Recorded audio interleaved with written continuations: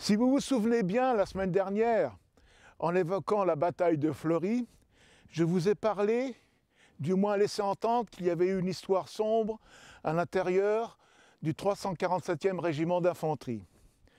Alors cette histoire sombre est liée, si vous voulez, à un drame qui s'est déroulé ici.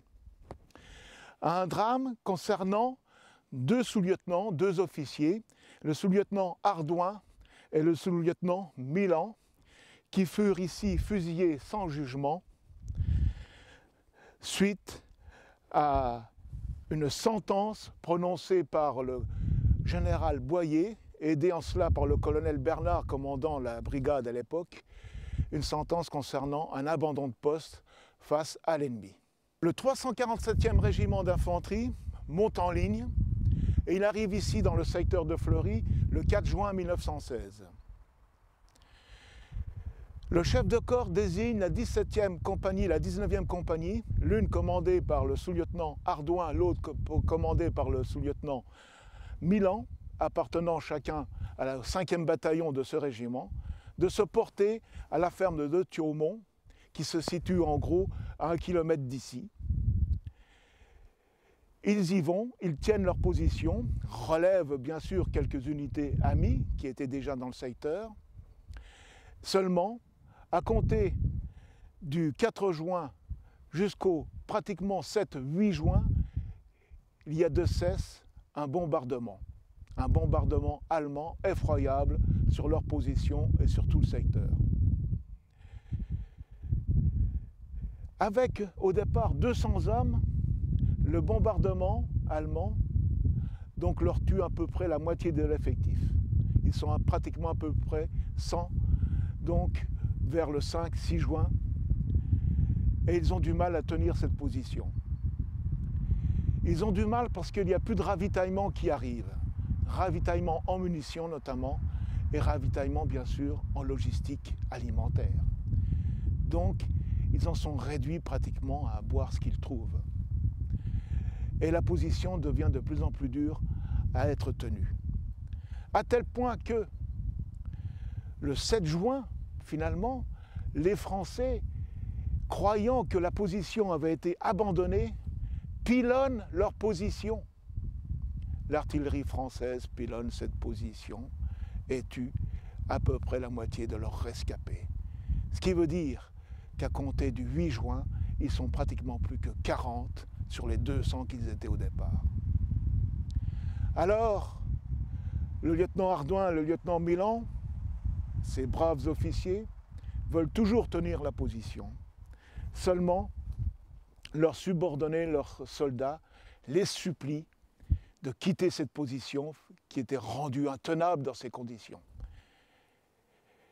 Humainement parlant, ils s'exécutèrent, écoutèrent leurs subordonnés et effectuent un repli, croyant être bien sûr relevés par le bataillon, le 6e bataillon. C'est pour ça, fort de ce constat, croyant qu'ils allaient être relevés, ils quittèrent leur position. Et ils rejoignirent donc la ville de Verdun, notamment la caserne d'Anthouars, le 9 juin au matin. Dans son compte-rendu, le sous-lieutenant Ardouin, le plus ancien des deux, le patron finalement du dispositif, fait son compte-rendu en mentionnant qu'apparemment ils avaient été relevés par le 6e bataillon. Qu'entre-temps, ils avaient même offert leur service à plusieurs régiments du secteur et que ces régiments n'en avaient pas voulu.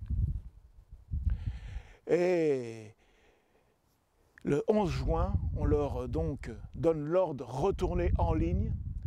Ils reviennent ici avec les 40 rescapés qu'ils avaient réussi à sauver de cette fournaise endiablée, de ce bombardement incessant. Ils arrivent à nouveau ici sur Fleury. À peine arrivés, que le colonel Bernard, patron de la brigade à l'époque,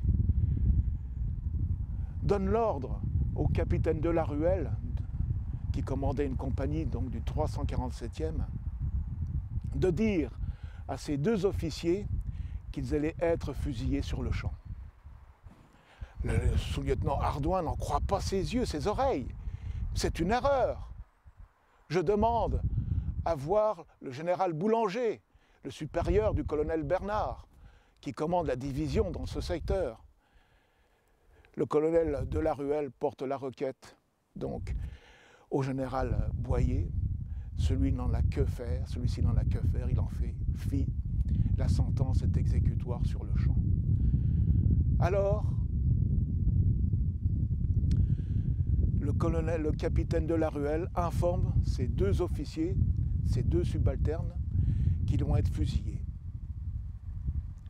Et là, le drame se joue. Ils quittent le petit village de Fleury, ici où nous sommes actuellement. Ils sont amenés en contrebas vers le ravin des Vignes, en gros à peine 1 kilomètre d'ici, un bois qu'on appelle le Petit Bois de Fleury, juste en face de l'ouvrage D, l'ouvrage qualifié de morpion par les aviateurs allemands notamment. Et ils sont fusillés vers 17h40 par leurs soldats eux-mêmes qu'ils avaient réussi à sauver dans cette fournaise. Alors le lieutenant Hardouin lit le texte suivant à ces hommes qui vont le fusiller avec son camarade Milan. « Mes amis, on nous reproche de n'avoir fait notre devoir. Il paraît que nous n'aurions pas assez tenu. Nous avons fait tout notre devoir et nous n'avons pas mérité cela. Nous ne sommes pas des lâches, on le reconnaîtra par la suite. Et maintenant, vous aussi, vous faites votre devoir. Ne nous faites pas souffrir. Visez droit au cœur. Ma femme, mon fils, adieu. Vive la France. Anjou, feu. »